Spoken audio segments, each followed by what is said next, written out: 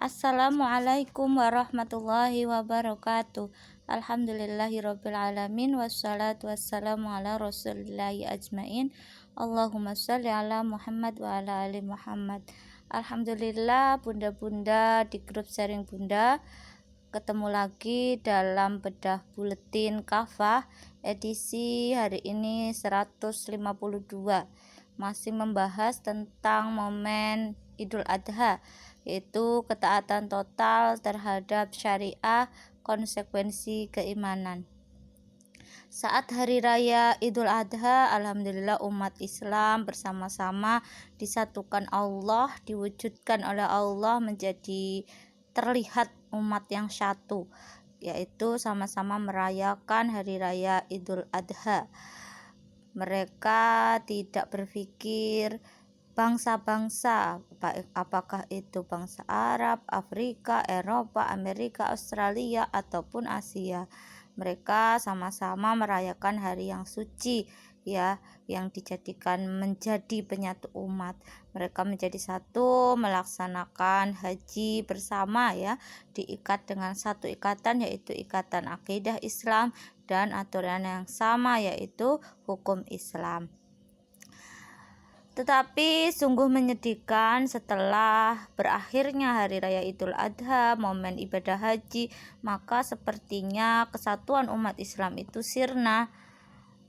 Mereka kembali ke tempat masing-masing dan kemudian mereka pun seperti buih, ya, seperti buih kembali, tidak berdaya dalam menghadapi berbagai persoalan yang terus menimpa mereka, baik itu perpecahan, pertikaian, perselisihan, pelanggaran hak-hak kemanusiaan, keadilan, kemiskinan, dan berbagai problem nyata yang ada di depan mata, yang semuanya melingkupi bangsa-bangsa di negeri-negeri kaum muslimin.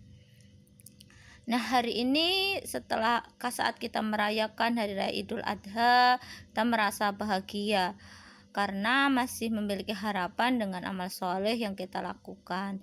Selesai melakukan hari Arafah, mengisi 10 hari Zulhijjah dengan berbagai amal soleh, kita pun merayakan Idul Kurban. Kita berharap pada Allah akan membebaskan kita dari azab api neraka, dan semoga Allah memasukkan kita ke dalam surganya yang penuh kenikmatan. Kita pun berbahagia menyaksikan kaum muslimin mengagungkan asma Allah. Mereka berbondong-bondong untuk salat jamaah, bersimpuh, kemudian mendengarkan khutbah Idul Adha. Nah, realitas ini sebenarnya menunjukkan inilah jati diri umat Islam yang sebenarnya. Mereka adalah satu kesatuan yang utuh, yang kokoh. Mereka diikat oleh satu ikatan, yaitu ikatan akidah Islam. Mereka juga diatur dengan aturan yang sama, yaitu syariah Islam. Mereka memiliki kitab yang sama, yaitu Al-Quranul Karim. Mereka pun memiliki kiblat yang sama, yaitu Ka'bah. Hari raya Idul Kurban 1441 Hijriah ini biasanya kita diingatkan dengan peristiwa agung, yaitu peristiwa pengorbanan Nabi Ibrahim dalam mentaati Allah untuk menyembelih putranya Ismail. Bagi Nabi Ibrahim alaihissalam, Ismail adalah buah hati, harapan dan cintanya yang telah lama didambakan. Akan tetapi di tengah rasa bahagia itu, kemudian Allah menurunkan perintah kepada Nabi Ibrahim sallallahu alaihi wasallam untuk menyembelih putranya, sebagaimana firman Allah di dalam Quran, ya.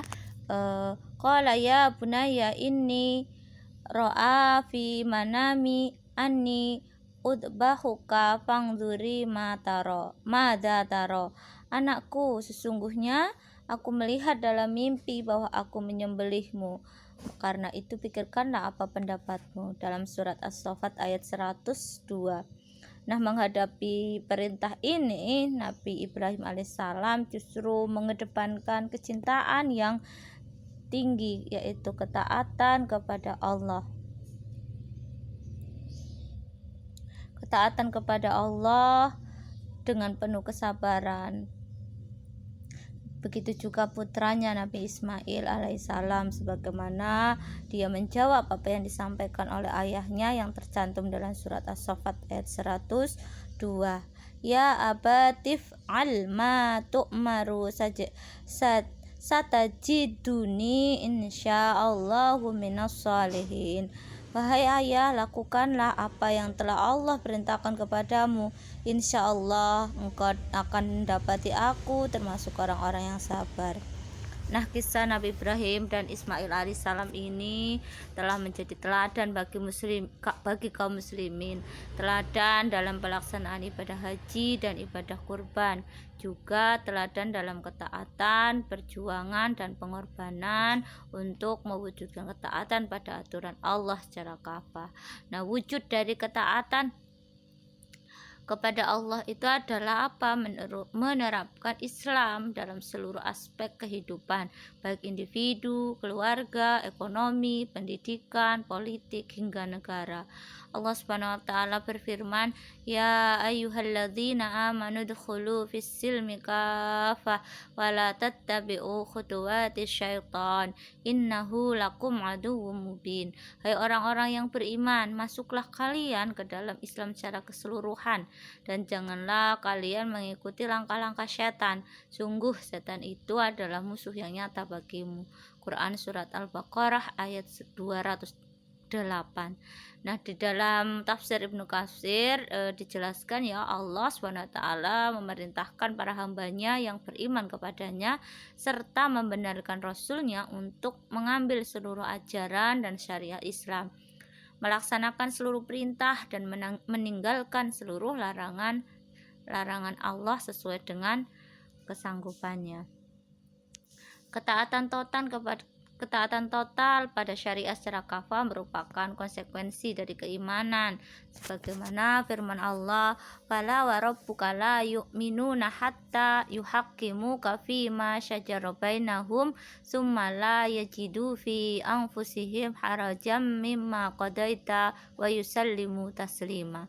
Demi Tuhanmu, mereka tidak beriman sebelum mereka menjadikan engkau Muhammad sebagai hakim dalam perkara yang mereka perselisihkan. Kemudian tidak ada rasa keberatan dalam hati mereka terhadap putusan yang engkau berikan, dan mereka menerima dengan sepenuh hati. Quran Surat An-Nisa ayat 65. Artinya, keimanan meniscayakan kepada ketaatan pada syariat secara kafah. Sungguh tidak pantas seorang muslim, seorang mukmin malah menolak penerapan syariat Islam secara total, termasuk menolak ajaran Islam seperti jihad dan khilafah. Apalagi menuduh khilafah mengancam bangsa dan menyamakannya dengan ajaran komunisme. Padahal ajaran komunisme itu kan anti Tuhan, anti agama, termasuk anti ulama.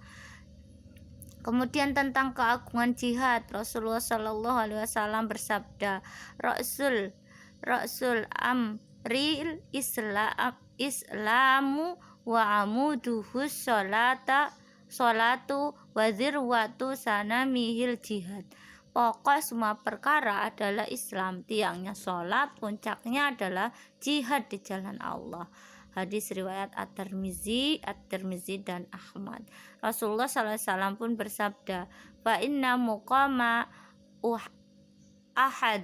ahadikum fi sabilillahi afdalu min salatihi fi baitihi sab'ina ama." Kedudukan salah seorang di antara kalian berjihad di jalan Allah lebih utama daripada menunaikan sholat di rumah selama 70 tahun.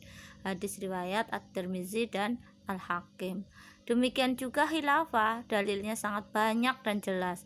Karena itu tidak ada perbedaan di pendapat ya di kalangan para ulama muktabar tentang kewajibannya. Imam Nawawi rahimahullah berkata, "Wajma'u ala atahu yajibu alal muslimina nasbu khalifatin wa wujubuhu bashar ila bil aqli." Mereka para ulama ya telah bersepakat bahwa wajib atas kaum muslimin itu untuk mengangkat seorang khalifah. Kewajiban ini berdasarkan syara, bukan berdasarkan logika. Lalu bagaimana mungkin seorang muslim yang mengaku Islam, yang mengaku mukmin, tapi malah memusuhi ajaran agamanya sendiri? Padahal Islam adalah agama dari Allah SWT. Semua ajarannya adalah benar, tidak ada yang perlu ditakuti, apalagi dianggap sebagai ancaman. Sebaliknya, ajaran Islam justru untuk memperbaiki kehidupan manusia. Itulah juga yang pernah dipraktikkan oleh Rasulullah SAW. Rasulullah hadir di tengah masyarakat dengan membawa Islam, tentu untuk menebarkan rahmat bagi semesta alam. Beliau datang menghancurkan tirani dan kezaliman rezim kediktatoran manusia. Seharusnya itu pula yang harus dilakukan umatnya. Seorang muslim tidak boleh cuek dengan kondisi masyarakat. Sebaliknya, setiap muslim harus dengan penuh keberanian hendaknya hidup dan beramal di tengah masyarakatnya, mempertahankan dan menyampaikan kebenaran keyakinannya kepada orang lain dan penguasa zalim, serta menjadi saksi atas realita kehidupan manusia. Dalam kondisi sekarang, kaum muslimin juga wajib berjuang keras ya untuk melenyapkan sistem kufur yang membelenggu mereka, seperti kapitalis, liberalis, sekularisme, sosialisme, komunisme. Kemudian mereka wajib mengganti itu semua dengan syariat Islam. Hanya syariat Islam yang pasti akan mendatangkan kepada ketentraman, akan mewujudkan kesejahteraan, serta mendidik perilaku manusia agar memiliki kesantunan akhlak yang mulia. Kaum muslimin juga harus peduli terhadap keadaan lingkungan di sekitar. Sebagai contoh, mereka tidak membiarkan tetangganya kelaparan. Sebagaimana hadis Nabi ya, ma'amana biman bata sya'anan wajarahu ja'i'un ila janbihi wa huwa ya'lum bihi. Tidak mengimani aku orang yang tidur dalam keadaan kenyang sementara tetangganya kelaparan dan dia tahu. Hadis riwayat At-Tabrani dan Al-Bazar.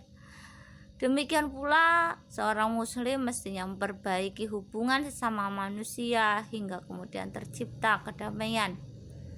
Sebagaimana sabda Rasulullah SAW, ukhbirukum bi afdala min darajati siyami wassalati wasadaqah. Qalu bala ya Rasulullah. Qala islahu zatil baini wa fasadu zatil bainil haliqahu.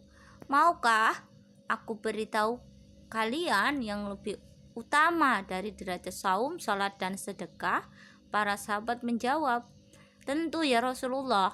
Beliau bersabda, yaitu mendamaikan dua pihak yang bersengketa, sementara rusaknya hubungan di antara orang itu membinasakan. Hadis riwayat Abu Daud. Nyatalah tidak ada yang patut ditakuti dari ajaran Islam. Ini juga dibuktikan dalam sejarah. Islam memiliki peran yang sangat besar dalam membangun peradaban dunia melalui sejarah panjang khilafah Islam, mulai dari Khulafaur Rasyidin sampai Khalifah Bani Utsmani. 1000 tahun lebih Islam telah menghadirkan peradaban dunia modern, kedamaian, kesejahteraan, ketentraman bagi umat manusia dengan beragam suku, bangsa, ras, agama, dan kepercayaan. Kini saatnya kita menghimpun kembali seluruh potensi umat untuk melahirkan generasi soleh dan bertakwa. Insya Allah generasi ini suatu saat akan memimpin manusia meraih kedamaian, keadilan, kesejahteraan dengan syariat Islam yang kafah. Generasi inilah yang akan mewujudkan Islam sebagai rahmatan lil alamin dalam naungan khilafah Islamiyah. Demikianlah bedah buletin untuk hari ini, yaitu edisi 152. Mudah-mudahan Allah memberikan kita kekuatan untuk menjadi umat muslim yang benar-benar beriman kepada Allah dengan penuh ketaatan sebagaimana ketaatan Nabi Ibrahim dan keluarganya dalam mentaati perintah Allah, sami'na wa ata'na. Al-afu minkum wabillahi taufiq wal hidayah. Wassalamualaikum warahmatullahi wabarakatuh.